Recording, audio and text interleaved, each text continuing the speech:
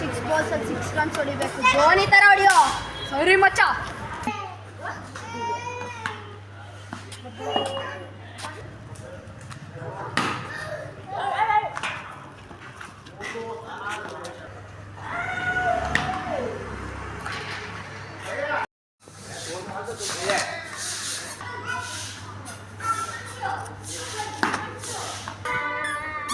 ಏನ್ ಮಚ್ಚ ಹಿಂಗ್ ಹೊಡಿದ್ಯಾ? ವೇಟ್ ಮಾಡಿ ಮಚ್ಚ. 1 ಬಾಲ್ 6 ರನ್ಸ್ ಅನ್ನ ಹೊಡೆದು ಬಿಸಾಕ್ತೀನಿ.